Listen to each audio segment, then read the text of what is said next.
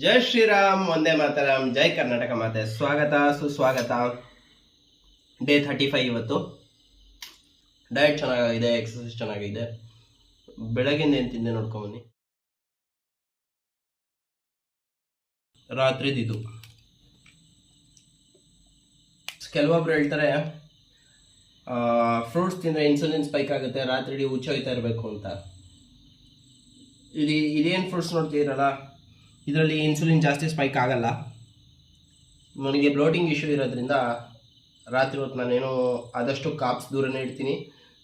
ಒಂದು scoop whey protein, ಇದಿಷ್ಟು whey protein ಇಲ್ಲ ಅಂದರೆ 100 ಗ್ರಾಮ್ ಚಿಕನ್ ತಿಂತೀನಿ.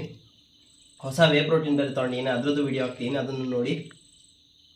ಟಿಪ್ ಆಫ್ ದಿ ಡೇ ಇವತ್ತಿಂದು. ಬಾಡಿ ಬಿಲ್ಡಿಂಗ್ ಅನ್ನೋದೇ ಒಂದು ಬೇರೆ ಗೇಮು, ಜಸ್ಟ್ ಸ್ಟೇಯಿಂಗ್ ಫಿಟ್ ಅನ್ನೋದೇ ಬೇರೆ ಗೇಮು. ನೀವು ಫಿಟ್ ಆಗಿರಬೇಕಾ, ಬಾಡಿ ಬಿಲ್ಡಿಂಗ್ ಮಾಡಬೇಕಾ ಅನ್ನೋದನ್ನು ಫಸ್ಟ್ ಯೋಚನೆ ಮಾಡ್ಕೊಳ್ಳಿ. ಬಾಡಿ ಬಿಲ್ಡರ್ ಆಗಬೇಕು ಅಂದರೆ 1:2 ಪ್ರೋಟೀನ್ ಬೇಕು. ಇಲ್ಲ ನಾರ್ಮಲಿ ನಾನು ಫಿಟ್ ಆಗಿರಬೇಕು, ಜಸ್ಟ್ ಆ್ಯಪ್ಸ್ ಕಾಣಿಸಿದ್ರೆ ಸಾಕು, ಬೈಸಿಪ್ಸ್ ಎಲ್ಲ ಒಂದು ಮೀಡಿಯಮ್ ಸೈಜಲ್ಲಿ ಬೈಸಿಪ್ಸ್ ಇರಲಿ, ತುಂಬ ದೊಡ್ಡ ದೊಡ್ಡ ಬೈಸಿಪ್ಸ್ ಬೇಡ ನನಗೆ, ಲೀನ್ ಫಿಟ್ನೆಸ್ ಬೇಕು ಅಂತ ಕೇಳೋರು